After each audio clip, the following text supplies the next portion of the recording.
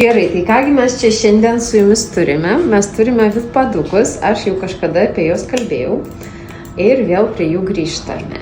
Taigi šitie vitpadukai, ką jie turi tokio ypatingo? Jie turi magnetus ir anionus, kurie išskleidžia dar plus anionus.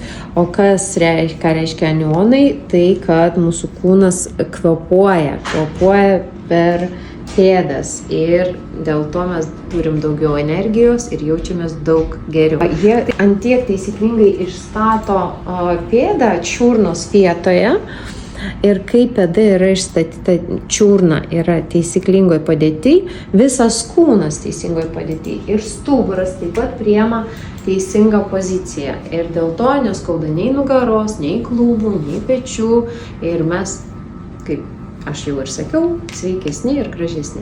Tai dabar darysim tokį eksperimentą. Pažiūrėsim, ant kiek gerai šitas vitpadis išstato kūną ir pėdą taisyklingai. Antra. Aleksandrai. Na, ką reikia daryti? Rodykit. Pirmą, paimsim mūsų vitpadukas. Vitpadukas ir čia galima vėl žiūrėti reikia pagal kokį kairės dešinės. Pastatysim čia, o taip, o jūs atsistokite čia. Dar vienas vitpadukas. Dabar padarysim taip, padarykite rankas o taip. Uždumą. Ne, o taip, ir laikykite. Aš pradėsiu truputį parodysiu. Matote, spaudą truputį į žemę ir iškart žmogus eina į galą. O dabar atsistokite.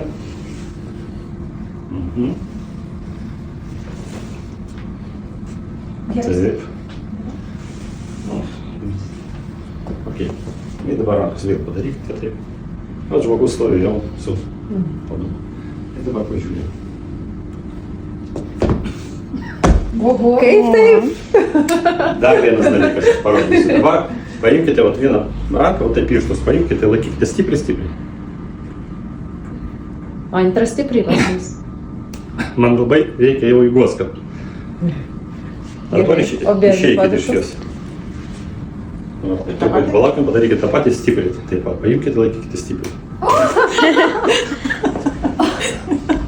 Na kaip? Bet sakau, stebuklas. Aš nenoriu.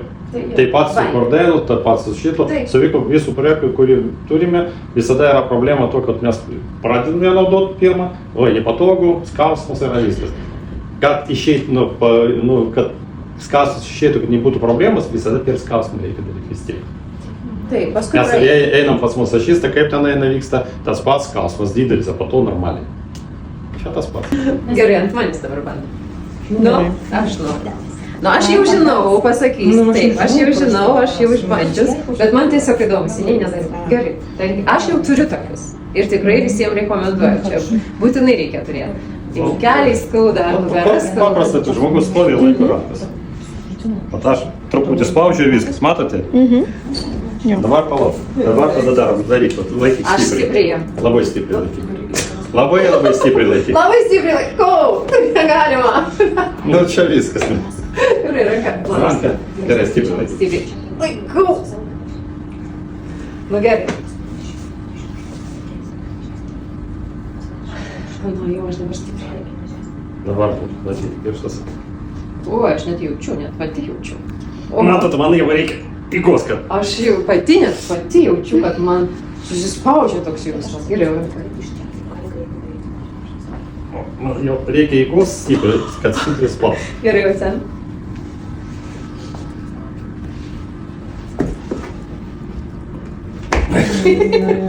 Tai įsivaizduoji ant padelio kokį stiprumą. Aš žaidžiau padelį. Jo, žaidžiau padelį su jais. Nėra taip, kad labai patogu, nes ten reikia bėgioti, nes tu jauti tą, bet aš nepavargau visai. Aš visai nepavargau ir man nieko neskaudėjo, nei kelių, nei kojų, nieko. Labai faini tikrai vitpadukai ir didžiulis pliusas, kad išstato pėdą labai gerai, kas turi plokštėpėdystę, labai gerai, kas turi juosmens skausmus, kelių skausmus, klubų skausmus. Nuostabus dalykas. Tai prašom.